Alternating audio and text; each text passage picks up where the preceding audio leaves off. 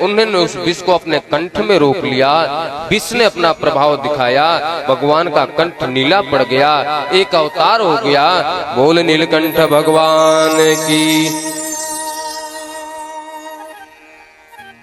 भगवान भोलेनाथ ने विचार किया कि यदि मैं विषपान करता हूं तो मेरे हृदय के अंदर राम है, और यदि मैं विषपान करूंगा तो विष अंदर जाएगा तो राम को दिक्कत होगी। तो उस विष को कंठ में ही रोक लिया। अंदर राम बैठे हुए, ऊपर से विष गया। विष और राम, यदि राम से विष मिल जाए तो क्या होता है? बुद्धि विश्राम सकल जन रांजन, बुद्धि विश्राम सकल जन राम कथा कल कलो सब राम कथा कलि कलो शिव भंजन, करल सुधारे पुकारे सुधार पुकार मिताए, पद से नुअनल पद से नुअनल सितलाए। बुद्धि विश्राम, भगवान भोलेनाथ को विश्राम आ गया, अर्थात समाधि लग गई। फिर से समुद्र मंथन प्रारंभ हुआ। उच्चैश्रवा घोड़ा, माता धेनु माता, ऐरावत हाथी, कौस्तुभ मणि, पारिजात वृक्ष, अप्सराएं, लक्ष्मी, इसके बाद धन्वंतरी जी महाराज अमृत का कलश लेकर के प्रकट हुए। लक्ष्मी जी को भगवान विष्णु ले गए। पारिजात वृक्ष इंद्र की सभा में चला गया। अप्सराएं इंद्र की सभा में चली गई। कौस्तुभ मणि भगवान विष्णु ले गए। ऐरावत हाथी को इंद्र देवता ले गए। जो भी आता है सब देवता लोग ले जाते हैं। तो दैत्यों को बड़ा खराब लगा। बोले महाराज ऐसा नहीं चलता, मेहनत करें हम लोग, जो आए सब आप ले जाओ। अरे हम लोगों की भी तो हिस्सेदारी है। बोले हाँ तो बताओ क्या कहना क्या चाहते? बोले इस बार जो आएगा मैं ले जाऊंगा। हाँ ठीक है, मंजूर है। अब जैसे धन्वंतरी जी महाराज अमृत का कलश लेकर के निकले, दैत्यों ने छुड़ा करके भागा। सारे देवता फिर भगवान के पास पहुंचे। प्रभु, हाथ में आया हुआ अमृत चला गया। बोले ज्यादा लालच करोगे तो यही होगा। अरे महाराज वो सब पी करके अमर हो जाएंगे। बोले तुम मेरी शरण में आ गए हो ना, अब तुम्हारा रक्षा करना मेरा कर्तव्य है। चलो मैं आता हूं। भगवान गोविंद ने विश्व मोहिनी रूप धारण किया। पैरों में घुंघरू की झनकार, थिरकते हुए दैत्यों के सन्मुख जैसे आए, दैत्यों ने देखा तो देखते ही रह गए। अरे देवी आप कौन हो? ऐसा लगता है विधाता ने आपको हमारे लिए ही भेजा है।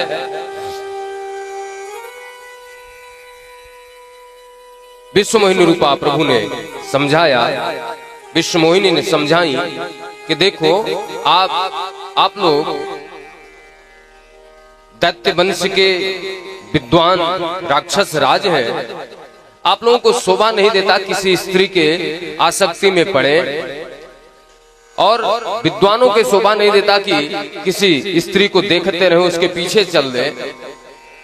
जो स्त्री स्वेच्छाचारिणी होती है उसके आसक्ति में नहीं आना चाहिए। इसलिए मैं समझाती हूँ, आप अपना काम कीजिए, मैं अपना काम कर रही हूँ। लेकिन सुखदेव जी महाराज कहते हैं, साला वृकाणाम स्त्रीणाम च सवैरिणाम सुरद विषः। इसमें कहा गया कि उनके रूप को देख करके दैत्यों को अपने हाथ में रखा हुआ अमृत भी नहीं दिखाई दे रहा है, उस स्त्री के रूप को ही देख रहे हैं बार बार और सोच रहे हैं किसी प्रकार यह हमारे साथ हो जाए।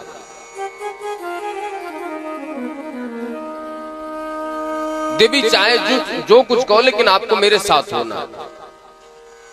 भगवान ने कहा ठीक है, मेरा शर्त है, जाओ सब लोग स्नान करके आओ, जो अमृत है दैत्य देवता दोनों में मैं बांट दूंगा, फिर मैं आपके साथ हो जाऊंगा, दोनों की हिस्सेदारी है। सब लोग आए, पंक्ति लगी, देवताओं के बीच में एक राक्षस बैठ गया, देवताओं की तरफ भगवान अमृत बांट रहे हैं और दैत्यों की तरफ देख लेते हैं। ये जो राक्षस उस समय थे आज भी है, ऐसा नहीं कि आज नहीं है। जो स्त्री या किसी कन्या को निहार करके देखते हैं, ये राक्षस आपको हर जगह, कहीं चौराहे पे, कहीं रास्ते में, दो चार ऐसे राक्षस मिल जाएंगे जो किसी स्त्री को घूर के देख रहे हैं, किसी लड़की को घूर के देख रहे हैं, क्योंकि उनके अंदर काम वासना की पीड़ा है, काम से ग्रसित है। अरे जैसी मेरी बहन वैसे तुम्हारी बहन भाई, जैसी मेरी माँ वैसे तुम्हारी माँ। लेकिन राक्षसी प्रवृत्ति के कारण अपनी बहन तो बहन है, दूसरे की बहन बेटी को गलत निगाह से देखा। जैसे उस राक्षस के हाथ में अमृत गया, उसने मुख में डाला, तब तक सूर्य चंद्रमा ने इशारा कर दिया, प्रभु ये तो राक्षस है। भगवान ने चक्र सुदर्शन से उसके गर्दन को अलग कर दिया। अमृत पान करने की वजह से मरा तो नहीं,